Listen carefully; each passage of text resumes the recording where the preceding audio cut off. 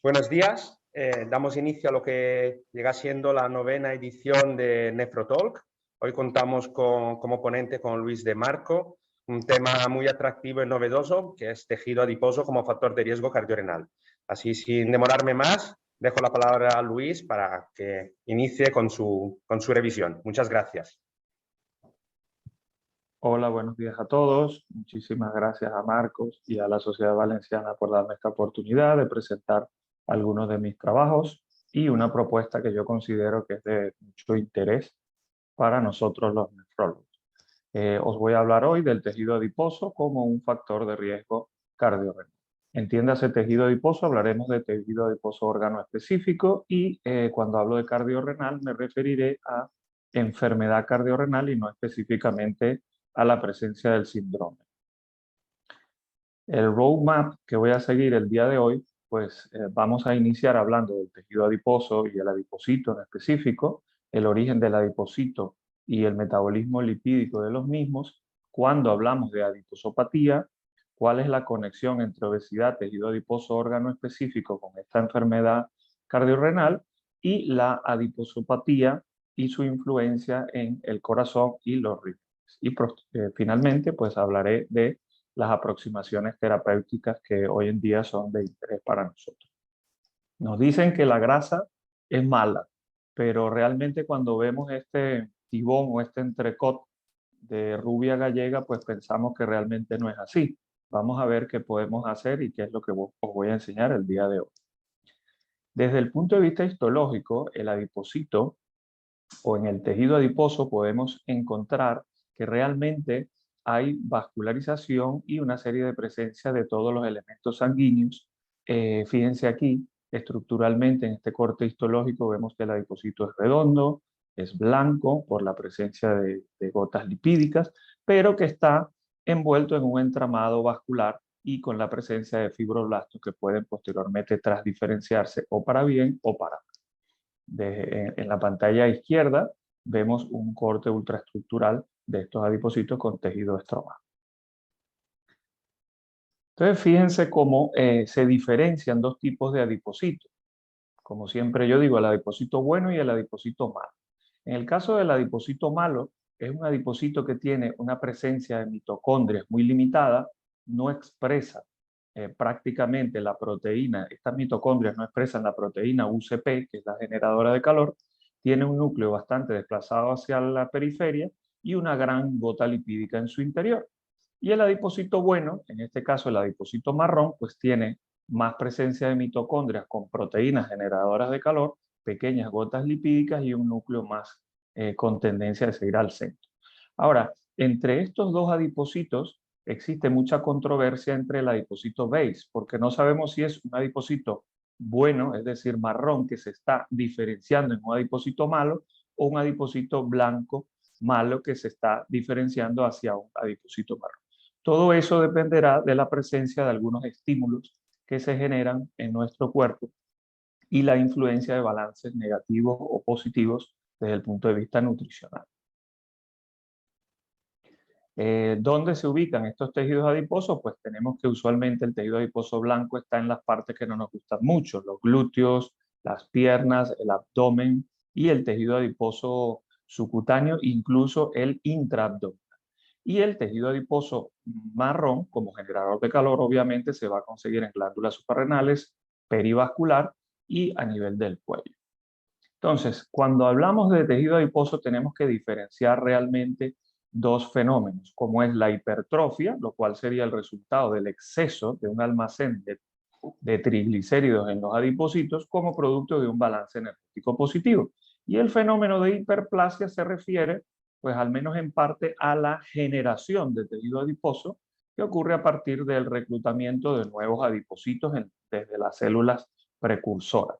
Aquí tenemos representada la célula madre mesenquimatosa que dará origen, por un lado, al osteocito, por otro lado, a los miocitos y por otro lado, al preadipocito que se diferenciará en adipocito blanco o marrón según sea el estímulo que tenga el organismo en ese momento.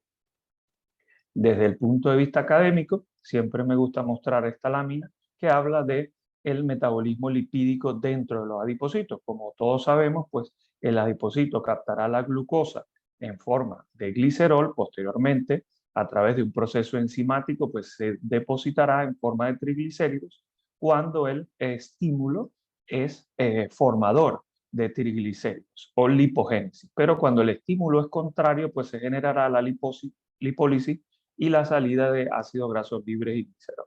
Aquí hay varios elementos que pueden influenciar al adipocito. De interés es el estímulo lipogénico que observamos en la insulina. Diferentes estímulos en los glucocorticoides, incluso el receptor GLP-1. Entonces, ¿cómo podemos generar este fenómeno de pardeamiento del adipocito blanco, que sería un fenómeno positivo desde el punto de vista fisiológico? Entonces, el adipocito blanco puede, según el estímulo, bien sea del frío, beta agonista, del sistema inmunológico, la presencia de algunos macrófagos inflamatorios o no, va a diferenciarse en un adipocito beige o marrón, cosa que es un fenómeno positivo. Pero este fenómeno, si deja este estímulo de estar presente, pues nuevamente entonces se generará un fenómeno contrario. En vez de pardeamiento estaríamos hablando de white o blanqueamiento de ese tejido adiposo. Este elemento, esta lámina me interesa mucho porque fíjense ustedes cómo depende de donde se encuentre el tejido adiposo, en este caso el tejido adiposo subcutáneo, pues irá según la influencia, en este caso frío o una influencia beta-agonista, a diferenciarse en un adipocito marrón. Pero una vez que se detiene este estímulo, él puede regresar a un adipocito blanco y viceversa. O sea, depende del estímulo que tengamos aquí, tendremos un tejido adiposo bueno, sano o no. Y el intraabdominal, pues se dice en estudios en animales que ya nace, dependiendo del estímulo, con una predisposición que es irreversible. Entonces se formará tejido adiposo marrón que no regresará a tejido adiposo blanco o tejido adiposo blanco que no podrá regresar posteriormente a tejido adiposo marrón. Ahora, ¿qué conocemos como angry fat? Entonces es un término que se va a utilizar para todos aquellos adipocitos que van a producir una mayor cantidad de adipocitoquinas, sobre todo adipocitoquinas o adipocinas proinflamatorias o las que no son buenas, y que van a sufrir una lipólisis excesiva según sea el estímulo para la liberación de ácidos grasos libres circulantes que se relacionarían con los fenómenos de aterosclerosis. El incremento, cuando hablamos de adiposopatía propiamente, pues tenemos que el incremento de tejido adiposo no se va a acompañar con un incremento equivalente de la vascularidad, y esto va a traer que ese tejido adiposo se transforme en hipóxico y pues va a tener una mayor infiltración de macrófagos. La obesidad también se va a asociar con una estimulación o hiperexpresión de mediadores inflamatorios o quimioatrayentes de monocitos, por lo cual estimula el sistema inmune, y también pues se van a liberar, como dije anteriormente, sustancias o adipocinas que no son las mejores, dentro de las cuales está la lectina, y va a haber una disminución de otras adipocinas que son favorecedoras de mejoría, como es la adiponectina, y pues todo esto va a llevar a una mayor expresión de moléculas de adhesión a nivel endotelial y finalmente aterosclerosis. Esto también es de interés, los adipocitos que provienen de precursores mesenquimatosos, por lo que ha sugerido que estos preadipocitos pueden transdiferenciarse también incluso en macrófagos para estimular el sistema inmunológico. Esto es en el punto en el cual ya el tejido adiposo se torna enfermo. Entonces, un desbalance entre el número de adipocitos, la cantidad de grasa y la hipoxia, la secreción de hormonas, inflamación y macrófagos nos generará, pues, desde el punto de vista fisiopatológico, una serie de elementos de interés.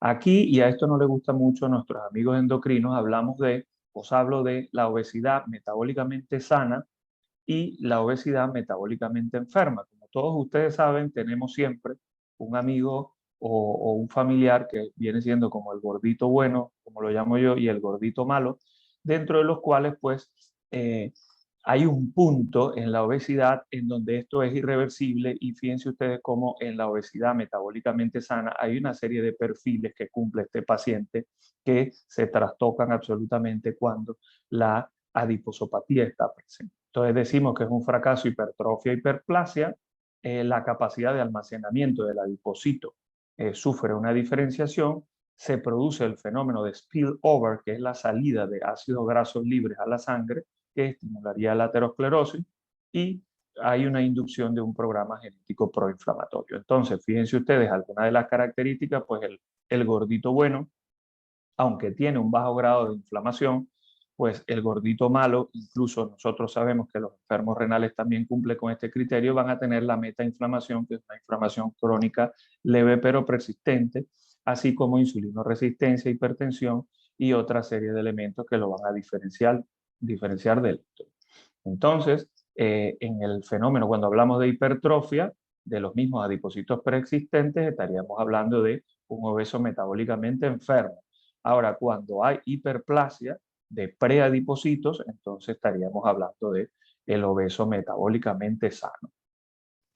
Desde el punto de vista fisiopatológico, pues depende del estímulo. Si es un balance energético positivo, pues en los casos de anormalidades metabólicas se generará lo que he comentado anteriormente, de este adipocito una liberación excesiva de ácidos grasos por este fenómeno de spillover, y van a predominar los mediadores proinflamatorios y las citoquinas como el factor de necrosis tumoral, la interleuquina 6 y otros elementos como la leptina, con una disminución de la adiponectina, y todo esto va a tener una inferencia de especial importancia a nivel de órganos diana como hígado, músculo, páncreas, riñón, corazón.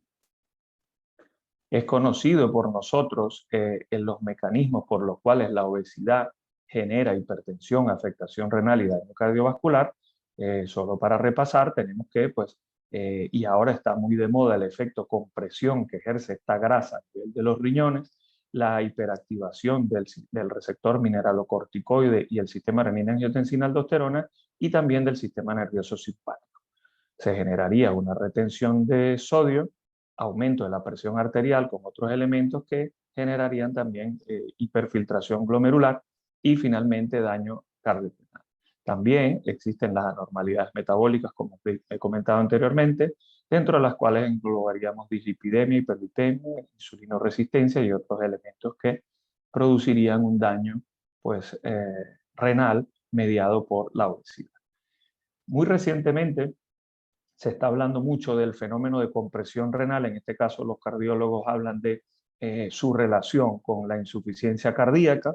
Aquí tenemos en esta gráfica bastante ilustrativa donde vemos que este es un efecto de compresión que puede tener ese tejido adiposo perirrenal, incluso no solo en los riñones, sino también en los vasos del ilio renal, en los cuales no existiría la cápsula y generaría un fenómeno de compresión de interés, más allá de todos los otros fenómenos de compresión que existen.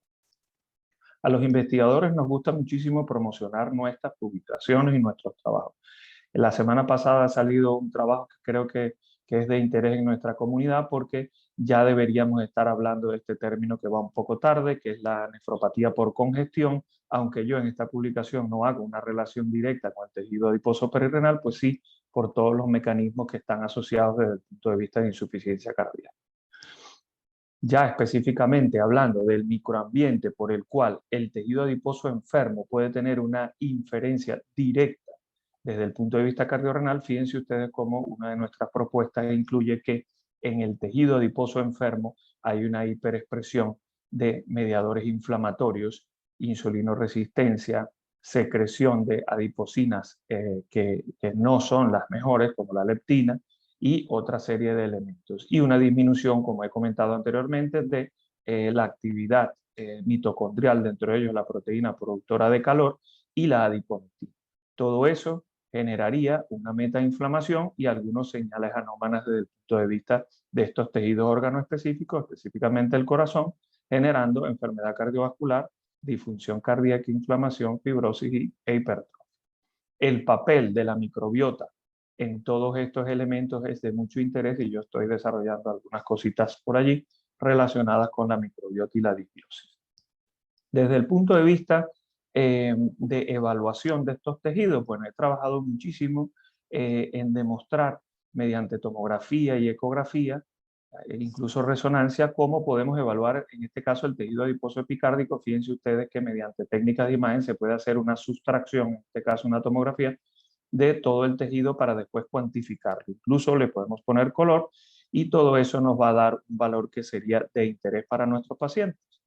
Fíjense ustedes aquí en este punto muy blanco, en una imagen blanca sería una arteria coronaria izquierda totalmente calcificada, envuelta en todo esto color moradito que representaría el tejido adiposo. El tejido adiposo perirrenal también se puede estudiar por muchas técnicas de imagen. Mi experiencia básicamente está asociada a la medida de este espesor de tejido adiposo perirrenal mediante la ecografía. Esto ha sido estudiado, estos dos tejidos, tanto el perirrenal como el epicárdico, por muchos autores, y tiene algún tiempo ya siendo de interés. Aquí lo más importante, y una de las cosas que me planteo yo siempre cuando empecé en estos proyectos, es que más allá de todo lo que conocemos con alteraciones del metabolismo mineral y óseo y su influencia desde el punto de vista cardiovascular, específicamente endotelial, pues existen otros elementos en nuestros pacientes que son de interés y que deberíamos evaluar. La evidencia en ensayos clínicos es también, aunque limitada en enfermos renales, es de interés. Este es un estudio español reciente, por los cuales los autores miden por ecografía el espesor del tejido adiposo, en este caso epicárdico, y demuestran que la supervivencia libre de efectos de eventos fatales y eventos no fatales cardiovasculares y mortalidad, pues es mayor en los pacientes que tenían un espesor de este tejido por encima de 11.45 milímetros para ambos casos. Nosotros también en su momento fuimos el primer grupo en evaluar la mortalidad de pacientes en tratamiento dialítico, en este caso hemodiálisis, y relacionarlo con este espesor no, en este caso el volumen, porque aquí hicimos tomografía computarizada para medir el tejido adiposo, y determinamos que por un corte medio de 116 ml de tejido adiposo epicárdico, pues la sobrevida de estos pacientes fue menos. Después, posteriormente, al ver estos hallazgos tan interesantes, decidimos hacer lo que llamamos una técnica híbrida en la cual podemos medir el tejido, el calcio score coronario. Esto es una tomografía cardíaca. Estas pequeñas imágenes blancas son calcificaciones coronarias, incluso aquí aorta. Fíjense cómo se compara con la imagen vertebral. Y posteriormente puedes medir en esta técnica también el tejido adiposo. Fíjense cómo rodea las arterias coronarias y las calcificaciones. Y también hicimos en este caso, por eso lo llamamos técnica híbrida, un estudio de perfusión miocárdica, y fíjense ustedes dónde están las calcificaciones y la acumulación de tejido adiposo epicardio, pues existe esta pequeña área más amarillenta donde la perfusión miocárdica se ve comprometida tanto en estrés como en reposo. Este estudio nos arrojó una correlación lineal, más tejido adiposo epicárdico, más calcificaciones, incluso el grupo de mayor riesgo estuvo por encima de 113 y más calcificación.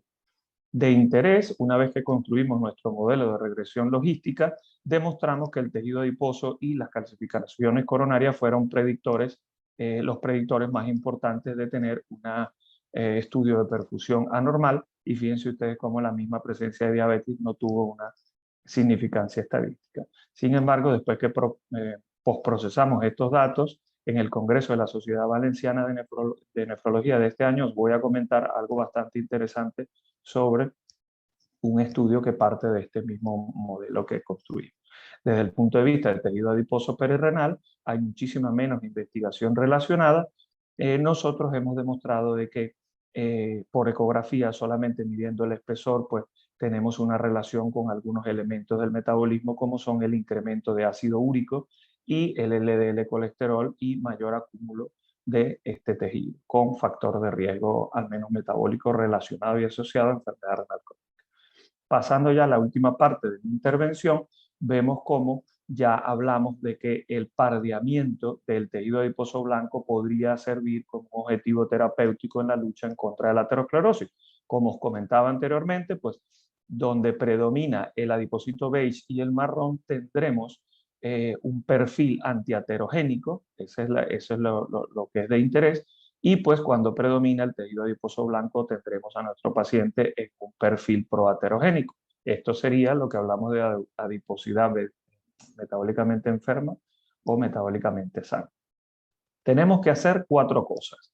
Tratar de que el adipocito blanco se transforme en marrón, en pardeamiento, quemar la grasa, aumentar, eso sería la propuesta, el número de mitocondrias para que expresen proteínas generadoras de calor, y en nuestro paciente pues favorecer una reversión de ese estado de insulinoresistencia en el cual la insulina pueda ser capaz de meter la glucosa a sus dos principales depósitos, como es el músculo esquelético y el hígado. Entonces, pues cuando hablamos de quemar grasa, no se me ocurre otra cosa que pues hacer a la barbacoa ese maravilloso tibón o entrecot de rubia gallega, que entonces nos estaríamos hablando de otro tipo de grasa, ¿no? Que sería la buena. Voy a hablar de los beneficios de estos nuevos fármacos que cada vez nos sorprenden mucho más, como son los inhibidores de SGLT2 y los agonistas del receptor de GLP-1, donde todos sabemos, y no voy a entrar en detalle, los beneficios que nos muestran estos fármacos más allá del control glucémico. Entonces, específicamente, una publicación bastante reciente, dice de que, pues como todos sabemos, los inhibidores del SGLT2 tienen unos beneficios cardiorrenales importantes. No voy a entrar en detalle en este aspecto, y desde el punto de vista de la obesidad van a mejorar todo lo que es el ratio, van a cambiar el ratio insulina-glucagón, aumentando la lipólisis y la peroxidación lipídica, mejorando la insulinoresistencia, y desde el punto de vista del tejido adiposo, que es lo que más nos interesa, pues estaría favoreciendo todo lo que está asociado a un proceso de pardeamiento del tejido adiposo blanco, y eso es muy importante porque, como he comentado anteriormente, estaríamos generando un perfil entonces antiaterogénico, ¿no? Desde el punto de vista de los agonistas del receptor GLP-1, tenemos que, y también lo conocemos los nefrólogos de primera línea, pues se genera un estímulo a nivel cerebral y a nivel del vaciamiento gástrico que mejora y aumenta la pérdida de peso en nuestros pacientes, nos generaría un perfil de protección cardiorrenal, y desde el punto de vista de tejido adiposo también se ha demostrado que la presencia de macrófagos con un perfil proinflamatorio hacia macrófagos con un perfil antiinflamatorio generaría una mejoría de este tejido adiposo. Finalmente, a manera de resumen, esto lo comentaré para ustedes en el Congreso de la Sociedad Valenciana de Nefrología, ahora en unos días, pero este sería un resumen en los cuales explica el proceso fisiopatológico, en el cual yo creo que estos tejidos, tanto epicárdico como perirrenal, estarían asociados a procesos de enfermedad cardiovascular, y específicamente también desde el punto de vista renal. Y pues cuáles son los elementos que estarían influenciando de manera positiva y de manera negativa este tejido adiposo. Muchísimas gracias a todos por su atención.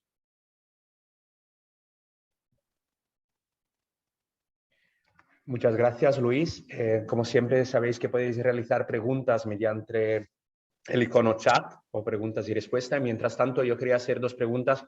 Perdona, Luis, a lo mejor ya lo has comentado, pero me gustaría volver a matizarlo. Entonces, está claro, has presentado datos de asociación entre lo que es el tejido epicárdico y epirrenal con lo que es el aumento de riesgo de eventos cardiovasculares, pero esto también hay datos que lo correlacionan, por ejemplo, a un incremento de la progresión de enfermedad renal crónica, un aumento de proteinuria. Y de otro lado, hay estudios que han demostrado que determinadas intervenciones con reducción de lo que es el tejido adiposo epicárdico epirrenal realmente demuestren o reduzcan los eventos cardiovasculares o de progresión de enfermedad renal. Sí, efectivamente los hay. Son muy pocos, simplemente desde el punto de vista de asociación, se ha demostrado que en pequeños estudios, pequeña cantidad de pacientes, menos de 100, que los inhibidores de SGLT2 pueden tener una influencia a nivel del tejido adiposo epicárdico, disminuyendo este tejido y favoreciendo la mejoría de riesgo cardiovascular. También con los análogos de GLP-1 se ha demostrado que hay una disminución del tejido adiposo órgano específico, y hay creo que 1 o 2 estudios, hasta cuando lo revisé, que se asocian de una mejoría de la albuminuria en pacientes que pues han tenido un proceso de ejercicio intenso para disminuir de peso y disminuir este tejido. Lo que nos queda siempre por determinar es que en todas mis investigaciones el índice de masa corporal también juega un papel importante aquí. Entonces siempre la pregunta es obvia: ¿por qué irnos a estos tejidos si con la medida o simplemente el cálculo del índice de masa corporal ya podríamos tener un beneficio de nuestro paciente? Realmente creo que no es del todo así, y bueno, siguen las investigaciones en ese sentido. Muchas gracias. Una pregunta más desde aquí. Luis, buenos días, enhorabuena por la charla. Soy José Luis Gorriz.